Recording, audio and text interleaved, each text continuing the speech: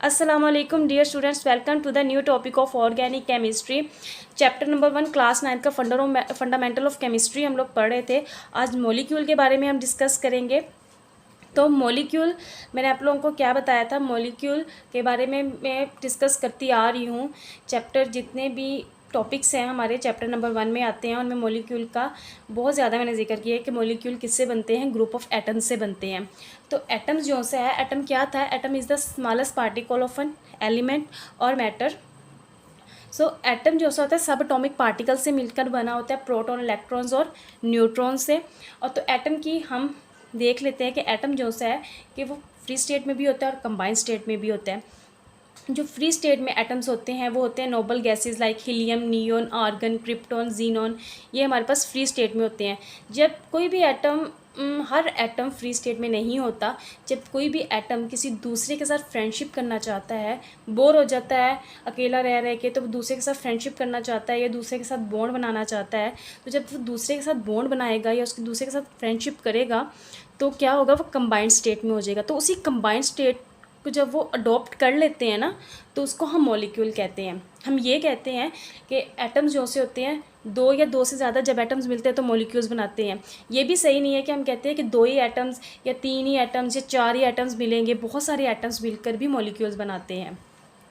तो डिफाइन हम देख लेते हैं। A molecule is a group of two or more atoms which are held together strongly बस some kind of attractive forces. मैं क्या कह रही हूँ, अट्रैक्टिव फोर्सेज का भी भूल जाएं कि जब भी कोई दो या दो से ज़्यादा एटम्स, एक एटम नहीं, जब दो या दो से ज़्यादा एटम्स मिलेंगे, स्ट्रॉन्गली बॉन्ड बनाएंगे, तो उसको हम मॉलिक्यूल कहते हैं। Such an attractive force holding the atoms together is called chemical bond. अब केमिकल बॉन्ड क्या है, इसकी डिस्कशन हम लोग क्लास 10th में करेंगे। क्लास 10th में सारी इसकी डिटेल है, तब हम इंशाल्लाह ताला केमिकल बॉन्ड को पढ़ेंगे। तो केमिकल बॉन्ड में आप लोग को बता देती हूँ कि केमिकल बॉन्ड होता है अट्रैक्टिव फोर्स होती है, ठीक है। यानी कि दो एटम्स हैं हमारे पास, एक जो इलेक्ट्रॉन है एक एटम का और दूसरा इलेक्ट्रॉन है, दोनों एक दूसरे को अट्रैक्ट करेंगे, खींचेंगे और एक बॉन्ड बना लेंगे, ठीक है। अट्रैक्टिव फोर्सेस दोनों के अंदर पाई जाएंगी, some kind of attractive force होगी तो वो हेल्ड टुगेदर मिलेंगे, फिर ही मिलेंगे और फिर ही दोनों एटम्स मिलेंगे और मॉलिक्यूल बना देंगे हमारे पास। जिस तरह हम लोग चेन्स बनाते हैं, इस तरह कह दें कि जब हम एक बच्चा दूसरे बच्चे का हाथ पकड़ता है, दूसरा तीसरे का हाथ पकड़ता है, इस तरह हाथ पकड़ के उनकी बॉन्डिंग हो जाती है, ठीक है, वो जुड़ जाते हैं एक दूसरे से। ठीक इसी तरह एटम्स मिलते हैं और मॉलिक्यूल्स बनाते हैं। A molecule is the smallest particle of an element और कंपाउंड। हम क्या कह रहे हैं, जो मॉलिक्यूल है वो स्मॉलेस्ट पार्टिकल है किसी भी एलिमेंट का और कंपाउंड का, which can exist freely under, हमारी बुक में लिखा होगा which can exist independently. Independently क्या क्या मतलब होता है कि फ्रीली होता है, कि वो इजीली एग्जिस्ट कर सकते हैं, फ्रीली एग्जिस्ट कर सकते हैं, किसी के साथ भी रिएक्ट कर सकते हैं वो लोग, उन पे उनकी यानी कि बॉन्डिंग में कोई हिंड्रेंस नहीं आती या कोई उनके ऊपर डिपेंड नहीं हो सकता, इंडिपेंडेंट वो फ्रीली एग्जिस्ट कर सकते हैं under ordinary conditions and show all the properties of dash substance. मैंने आप लोगों को चैप्टर के स्टार्ट से ही बताया था कि मैटर्स टू टाइप्स के होते हैं, मिक्सचर और सब्सटेंसेस। सब्सटेंसेस जो सा होता है हमारा प्योर फॉर्म में होता है और मिक्सचर इम्प्योर फॉर्म में होता है। और सब्सटेंसेस टू टाइप्स के होते हैं, एलिमेंट्स का और एलिमेंट्स और कंपाउंड्स, ठीक है। हमने सब्सटेंसेस के बारे में पढ़ा है। तो सब्सटेंसेस टू टाइप्स के होते हैं, एलिमेंट्स और कंपाउंड्स। तो एलिमेंट्स होते हैं ना, वो सेम एटम से मिलकर बनते हैं, यानी कि हाइड्रोजन और हाइड्रोजन मिलेंगे, हाइड्रोजन मॉलिक्यूल बनाएंगे, ठीक हो गया। इसी तरह कंपाउंड में क्या है, डिफरेंट एटम्स मिलते हैं, कार्बन का और ऑक्सीजन का एटम मिलेगा तो कार्बन डाइऑक्साइड मॉलिक्यूल बनाएगा, ठीक है।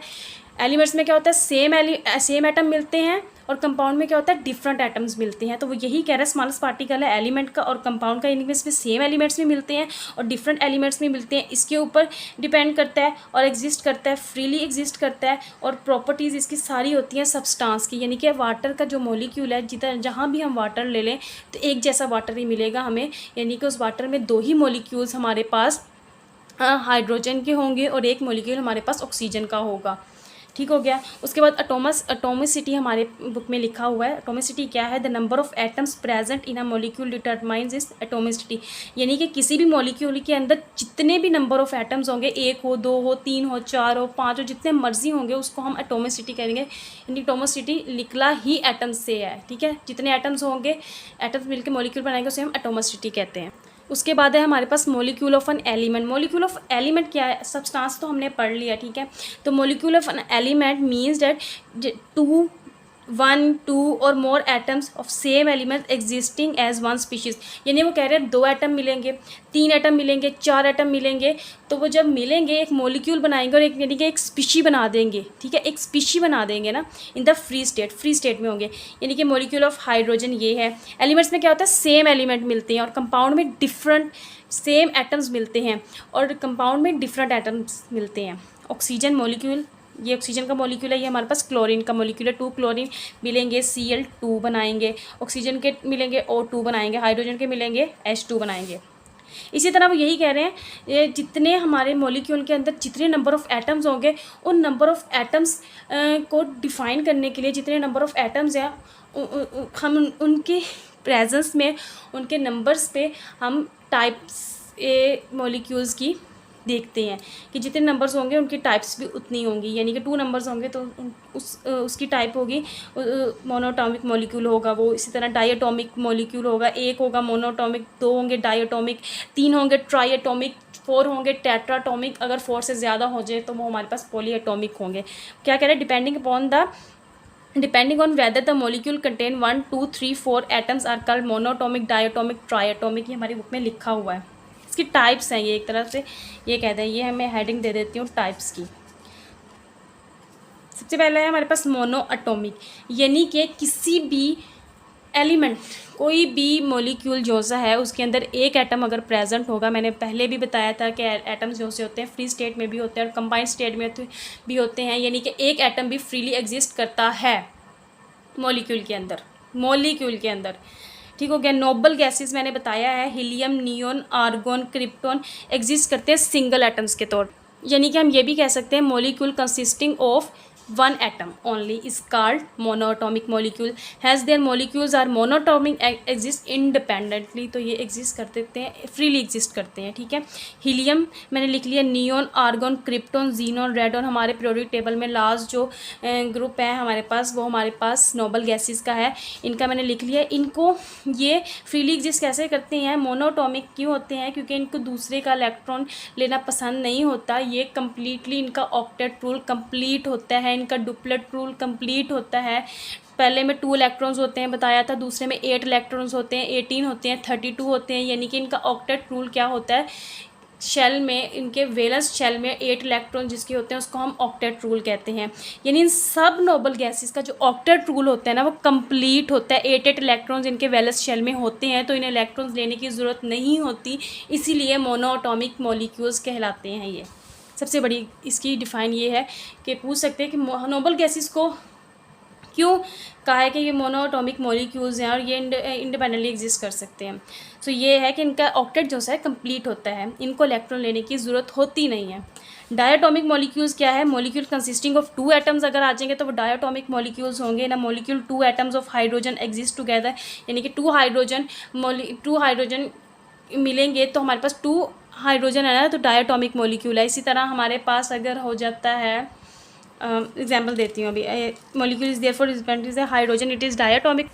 इस तरह हमारे पास नाइट्रोजन है, इस तरह हाइड्रोजन है, बता दिए एग्जांपल। ऑक्सीजन है, 2 मॉलिक्यूल्स है। हाइड्रोक्लोरिक एसिड है, HCl, हाइड्रोक्लोरिक एसिड आप लोगों ने बहुत नाम सुना होगा, हाइड्रोक्लोरिक एसिड का, नाइट्रोजन का, हाइड्रोजन का, ऑक्सीजन का। अच्छा, ये अब आप बच्चे देख रहे हो कि इसके अंदर 1 बॉन्ड है, इसके अंदर 2 बॉन्ड है, इसके अंदर 3 बॉन्ड आ जाते हैं, बॉन्ड होते हैं, ठीक है ना।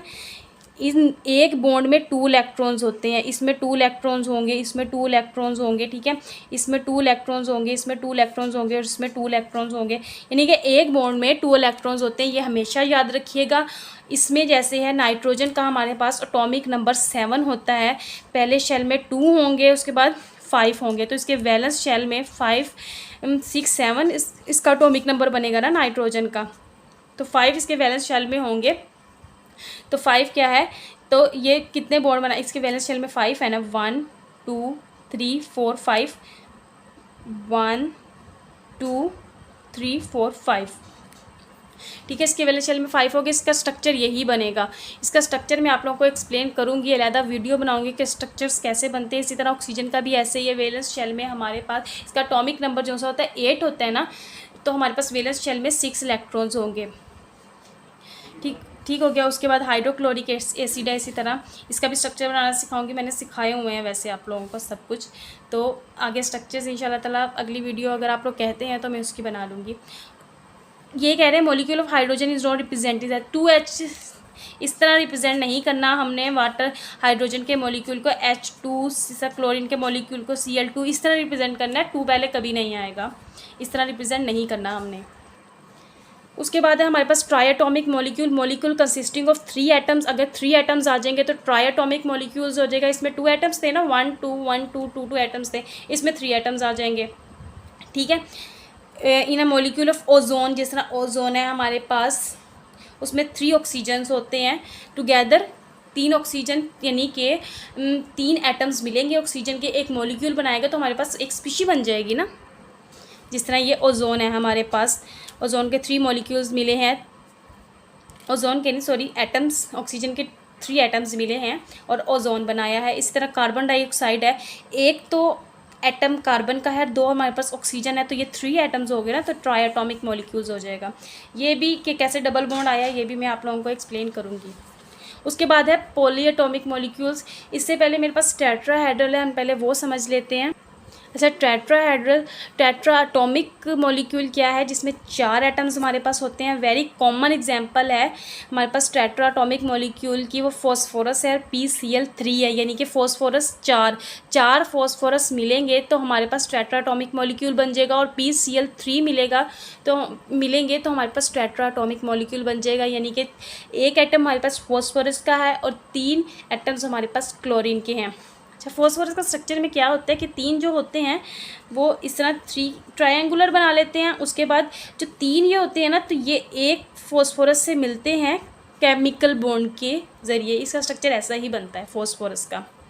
उसके बाद ये PCl3 का स्ट्रक्चर है हमारे पास, फॉस्फोरस और 3 क्लोरीन, ठीक है। क्लोरीन के आउटर मोस्ट शेल में 7 इलेक्ट्रॉन्स होते हैं, 1 2 3 4 5 6, और एक अनपेयर्ड होता है ना, तो एक अनपेयर्ड फॉस्फोरस के साथ बना लेगा, एक इसके साथ बना लेगा और एक इसके साथ बना लेगा। तो इसके जो सा ऑक्टेट रूल कंप्लीट हो जाएगा क्लोरीन का। 1 2 3 4 5 6 7 8, 1 2 3 4 5 6 7 8, यानी कि मैंने क्या कहा था, बॉन्ड में 2 इलेक्ट्रॉन्स होते हैं, एक इलेक्ट्रॉन इसका आएगा और एक इलेक्ट्रॉन इसका आएगा। उसके बाद पॉलीएटॉमिक मॉलिक्यूल्स क्या कहा था, अगर 4 से ज़्यादा हमारे पास एटम्स मिल जाएं तो पॉलीएटॉमिक मॉलिक्यूल, हमारी बुक में लिखा है मैनी एटम्स जब कंसिस्ट करेंगे, कंसिस्टिंग ऑफ मैनी एटम्स, इस काल पॉलीएटॉमिक मॉलिक्यूल्स, ज़्यादा एटम्स मिलेंगे तो हमारे पास पॉलीएटॉमिक मॉलिक्यूल्स आएगा। तो मीथेन है हमारे पास, हमारी बुक में दिया हुआ है, सल्फ्यूरिक एसिड हमारी बुक में दिया हुआ है और ग्लूकोज दिया हुआ है, ठीक है। तो मीथेन का फॉर्मूला है, आप लोग ना लिखेंगे कोई इशू नहीं है, फर्स्ट ईयर वाले बच्चे भी लिख सकते हैं, फर्स्ट ईयर में भी ये सब चीज़ें हैं। अगर आप लिखेंगे एग्जामिनर पे अच्छा इम्प्रेशन जाएगा, ठीक हो गया। Molecules containing more than 4 atoms are generally called polyatomic molecules, बता दिया है। मीथेन, सल्फ्यूरिक एसिड और ग्लूकोज इसमें एग्जांपल्स आ जाएंगे, और भी बहुत सारे एग्जांपल्स आ जाएंगे इसमें। मीथेन का कार्बन है और 4 हाइड्रोजन उसके साथ हैं, तो हमारे पास 5 हो गए हैं ना, 4 से तो ज़्यादा ही है ना, 1 2 3 4 और 5 एटम्स हैं इसमें। H2SO4 है, इसमें 2 हाइड्रोजन है, 1 सल्फ़र है, 4 ऑक्सीजन है, 7 हमारे पास एटम्स आ गए हैं, ठीक है। तो इसका स्ट्रक्चर ये कुछ ऐसा बनेगा, ठीक हो गया। स्ट्रक्चर्स मैं आप लोगों को करवा दूँगी, टेंशन ना लें, बच्चे टेंशन ले रहे हैं कि किधर डबल बॉन्ड आता है, ये लोन पेयर्स क्या है, मैं आप लोगों को स्ट्रक्चर्स करवा दूँगी। उसके बाद हमारे पास है ग्लूकोज, C6H12O6 हमारी बुक में दिया हुआ है, उसका ये मॉलिक्यूल है।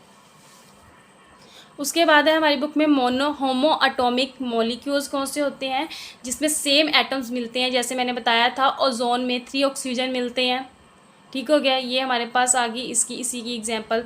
और हमारे पास आ गई हाइड्रोजन 2 सेम है, क्लोरीन 2 सेम है, और नाइट्रोजन भी हमारे पास सेम है, ये भी होमो में आ जाएगी।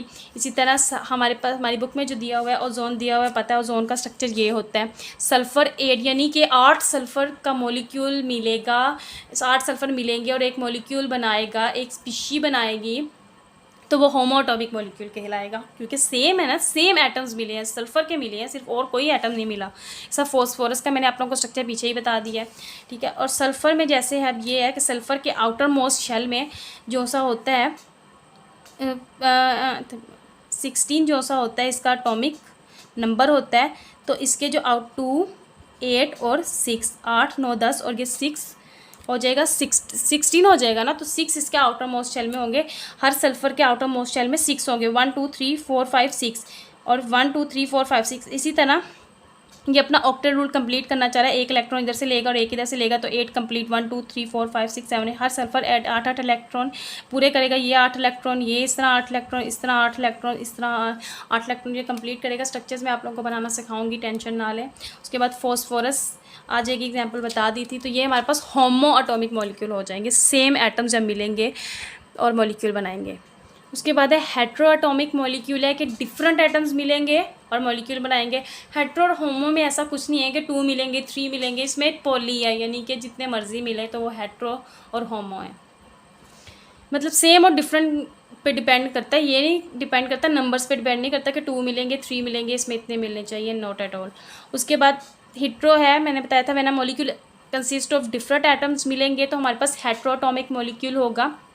जिस तरह कार्बन डाइऑक्साइड है, हमारे पास कार्बन डिफरेंट है और ऑक्सीजन भी डिफरेंट, दोनों डिफरेंट एटम्स हैं, मिलेंगे, डिफरेंट एटम्स मिलेंगे, मॉलिक्यूल बनाएंगे तो हेट्रोएटॉमिक मॉलिक्यूल कहलाएगा। वाटर है, जिस तरह ये सारों के स्ट्रक्चर्स मैंने लिखे हुए हैं, बनाए हुए हैं। अमोनिया है हमारे पास, ठीक है। तो वो क्या कह रहे हैं, जो साइज़ ऑफ मॉलिक्यूल्स है ना, मॉलिक्यूल्स का जो साइज़ है वो बिगर होता है एटम से, पता है, एक एटम छोटा होता है और जब 2 या 3 या 4 एटम्स मिलेंगे और एक मॉलिक्यूल बनाएगा तो मॉलिक्यूल का स्ट्रक्चर तो जाहिर सी बात है बड़ा ही होगा ना। इस चीज़ को हमेशा याद रख।